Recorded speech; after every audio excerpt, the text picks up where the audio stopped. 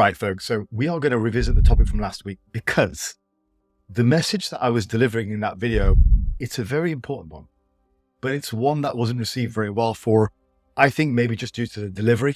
And as a result, people just understanding things. Also, I think like tribalism comes into play.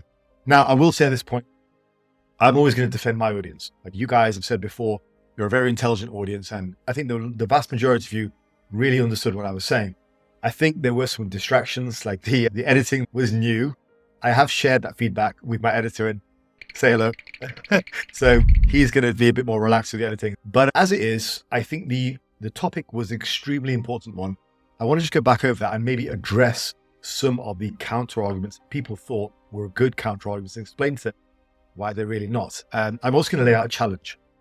So if you don't agree with me, I'm going to set you a challenge on how to win this particular debate, how to be right. If you can complete my challenge, I will yield. There are a lot of first-time commenters who presumably find my video from the algorithm or whatever else, who came in just to disagree. And that's fine, that's okay, as long as you do it respectfully. But none of them actually addressed the point. I wanted to show you how to win this debate. Just like in the last video, if you were listening carefully, I shared with Greg how to win this debate.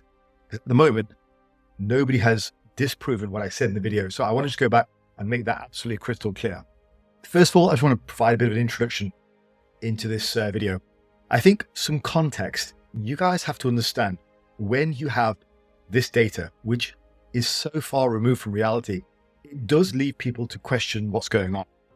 Like the average person opens Instagram and looks at all these pretty graphs and these angry wordjack memes, and none of them really represent reality. They're telling you, hey, infinite volume, infinite growth. And in the gym, in reality though, people try that and they get hurt. It doesn't match what we actually know to be reality. I don't think many people understand why that is. Like the average guy sitting at home, I don't think you understand why is it that these studies are so alien. Like seriously, do you guys ever just log on to Instagram, look at the latest study and just think, what the hell, like this does not apply to me at all. I want to tell you why. It's because this little bubble of Instagram celebrity research PhDs, their work, it is so far removed from the rest of exercise science and physiology. That's why. You guys think that's science. Because a few years back, for a while, so did I. I thought like that is exercise science. I thought, well, it doesn't make any sense, but I guess that's what it is. But then I went and looked at physiology research. I looked at exercise science. I looked at the greater body of work out there, which has been established for decades. And I saw clear as day why none of this makes any sense.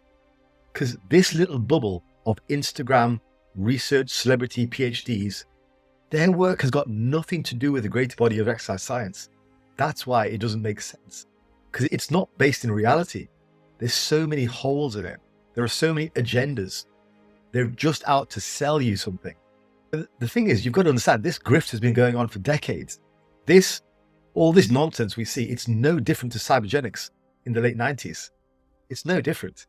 The lie these days is just studies.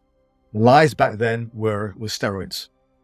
Hey, do this regime, buy these supplements, and you'll like this guy, and that guy was injecting. But nowadays, it's, hey, buy my book, come to my seminar, and the studies are absolutely flawed. And a lot of you guys are so fooled by it all. The thing is, you don't have a background in physiology or exercise science, so you just go with your tribe. Oh, well, Greg sounds clever, and I don't know who this Faz guy is, so fuck him, right? But that's what the counter-argument amounted to. There was no thought behind them whatsoever. They were just parroted. So I don't think any of those guys are going to believe me, because I think they're too tribal and they don't really understand things anyway. But I think my regular audience will understand and appreciate what I'm trying to do here. As I always am, my only goal is to educate. I don't make my money off YouTube. I make my money off coaching.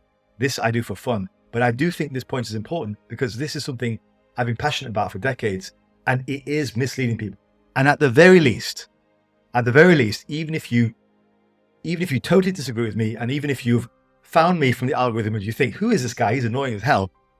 Even you must realize all these things that you see on Instagram, They have no bearing on reality. So yeah, sure, if you want to defend the studies, sure.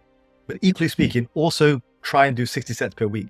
If you're going to defend the theory, then do the practice. That's all I'm saying.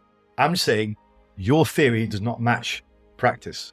And I'm trying to explain why that is and hopefully open your eyes a little bit. So here's the challenge. If you think I'm annoying, if you think I'm an idiot, then, so here's the challenge. What is the mechanism whereby a muscle can get bigger, thicker, larger, without there being a corresponding increase in strength? What is the mechanism? Tell me what that is. If you can give me a good answer for why that is, I will show. And I'm going to just go through some of the counterpoints over the course of this video. And at the end, I'm going to repeat my challenge. So the first counterpoint, people are saying that strength and size aren't in a one-to-one relationship because, well, powerlifters exist. Okay, now they think that's a good argument. And that's actually also the argument that Greg used as well. You have to realize that it's not a good argument. Now, yes, there is not a one-to-one relationship between strength and size, not necessarily. But that only goes one way. You can get disproportionately stronger without there being corresponding increase in size. So you can get stronger relative to your size, but it doesn't work the other way. It doesn't work the other way. You cannot get larger muscles without there being any increase in strength. It doesn't work the other way. So this was my point last week, because Greg said the relationship isn't one-to-one, it's not clear. And he actually gave the example of you can get disproportionately stronger without the corresponding increase in size. But that's arguing for the opposite. Do you guys not see? That's not supporting your point. That's arguing for the opposite effect. It's arguing for people getting stronger without getting bigger, not what we're seeing in this study, which is people getting bigger without getting stronger. You're going to have to explain that gap. Okay? You're going to have to explain it because in the greater body of exercise science and physiology, it doesn't make sense. It goes against decades of good research. The onus is not on me. The onus is on you to explain that gap. And I'm talking to the detractors from last week, but I'm also talking to Greg again. Greg, the onus is on you to explain that. In your explanation, you said very vaguely, the strength-size relationship isn't one-to-one. But then again, you pointed to the same thing. You pointed to how strength can exceed size, but that doesn't mean it works the other way.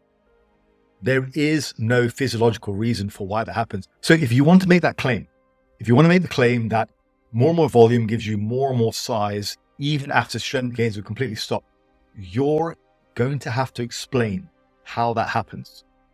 How does that occur? How is it that muscle fibers can get thicker? You can add contractile size, but there not be a corresponding increase in force production. It's impossible.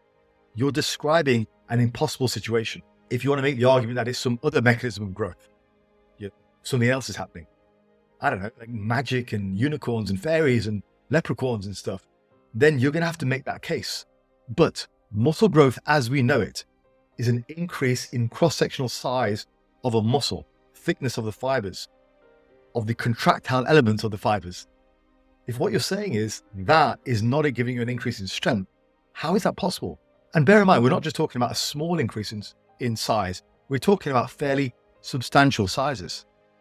And again, I just want to point out at this point, I'm not trying to cause any drama here. I'm trying to help you guys. Question yourself with an open mind. Stop being so tribal. Answer the question. So that is the first detracting argument. Now, the second rebuttal that people said was that training to failure shows more growth. So they've done studies where they take one set and they either take it to failure or they keep one rep in reserve. And that shows that extra rep gives you more growth. So that has been used to say training to failure gives you more growth, more volume gives you more growth. The problem is those studies only test one set. So it's not a realistic situation.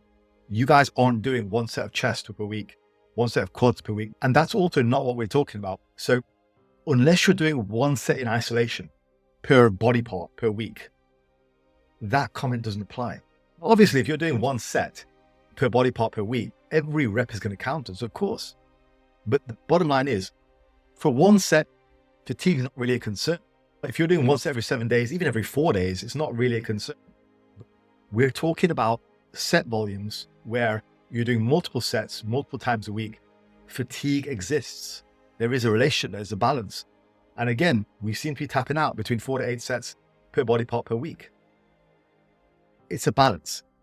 So just because something works at 1 set doesn't mean it works at 100.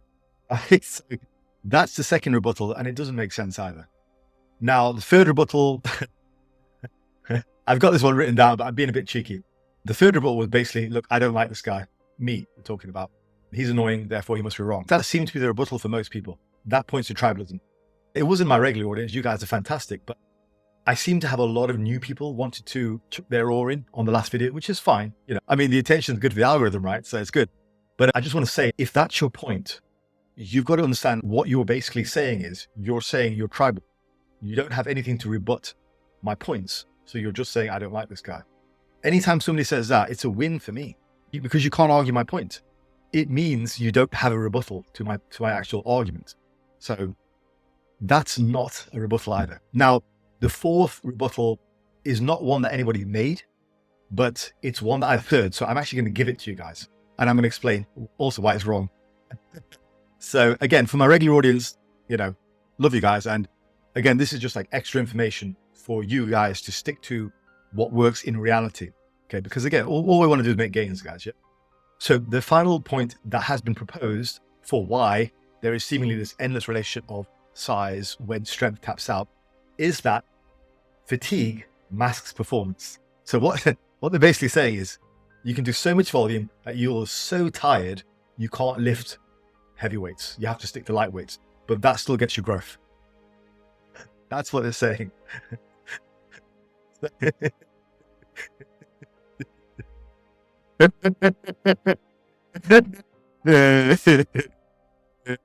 I mean, it's one of those where, when you say the 3 words, fatigue, mass performance, it sounds very professional. And I think if you don't really understand anything like exercise physiology, it's the kind of thing where you think, yeah, if you want to believe something and somebody says very confidently, very aggressively, fatigue, mass performance, it sounds professional, doesn't it? Like, oh yeah, wow, it's a good soundbite.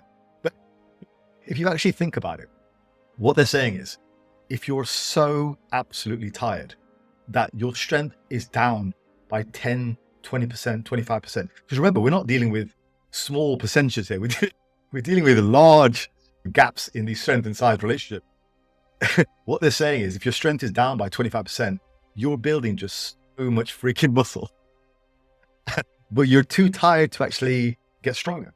That's what just think.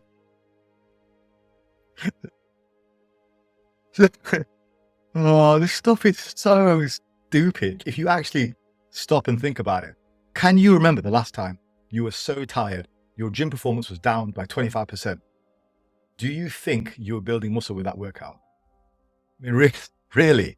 Like, if you were so battered that you were lifting, you had to resort to lifting 20% less weight, do you think you're in any shape to deliver the kind of stimulus that's actually going to grow you? Of course not.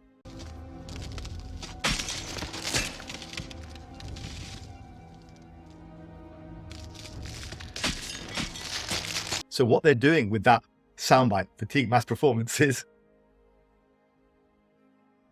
they're describing an impossible situation. Because if you're that tired, you're never going to deliver the stimulus you need to grow. So that argument, again, can be easily dismissed. It does just illustrate, though. It illustrates, like, if you want to believe something, yeah, and you don't know much about physiology, and somebody says something sounds halfway intelligent, it's a very Reddit thing to do. Like, if somebody says 3 paragraphs of text and they start with fatigue, mass performance, people like the hell out of it. Oh, like that, it must be true, because they don't know anything. They just sounds good, and it agrees with what their bias is. But again, think logically. Like, think about it. The last time you were that tired, when you had to reduce the weight on the bar by 20%.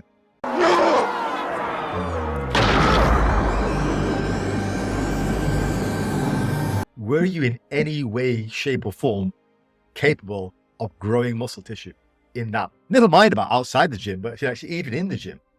And they're describing an impossible situation. All right, to sum up then, I want to just say again, I think this point is very important. I think it's really extremely important. I genuinely do. Because I think this is misleading a lot of people. This is the flagship of the high volume guys. They're defending the hell out of this because this is what their entire argument rests on. Logically, it makes no sense. It's not grounded in reality. This idea that 100 sets is going to give you infinite growth. Guys, fatigue exists. Strength taps out. There are reasons for that. I want to just sum up. So, I want to sum up a couple of things. First point, you have to remember, this little bubble of Instagram celebrity PhDs have their own small little thing going on, which is not related to exercise science and physiology as a whole. That is why whenever you open up a new post from Instagram on something else they've done, which makes no sense, you look at it and go, what the hell is this? Science is rubbish. You got to understand that that's the reason why you're rolling your eyes at science, because it's not related to anything else. That's why this stuff doesn't make any sense, like in reality. So if you do want to defend the study, then okay, what you're saying is you believe in an unlimited volume size relationship. You are saying more is better unequivocally. And you are saying that you can have significantly more growth without a corresponding increase in muscle size. You have to explain how that occurs because it doesn't match the rest of the science. So the onus is on you to explain that one. The onus is not on us to just believe what you're saying. The onus is on you because what that study is proposing is completely alien to the rest of the larger exercise science field. So the onus is on them to explain that mechanism. And so far, nobody has, and that includes Greg. He hasn't either. So I would say personally, Occam's razor.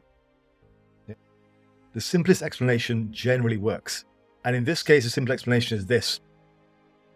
Cell swelling occurs with excess volumes, and they do the measurements only 48 hours after the last training session. So there is still going to be considerable swelling present, and that's what they're measuring.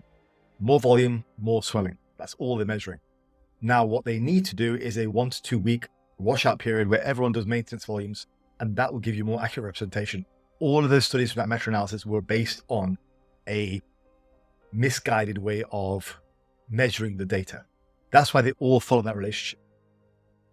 Occam's razor, guys. The simplest explanation works. And again, I want to end with the challenge.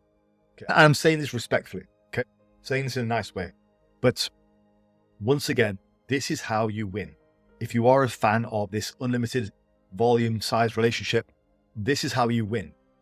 Explain to me how a muscle fiber gets thicker, adds contractile elements without there being a corresponding increase in strength.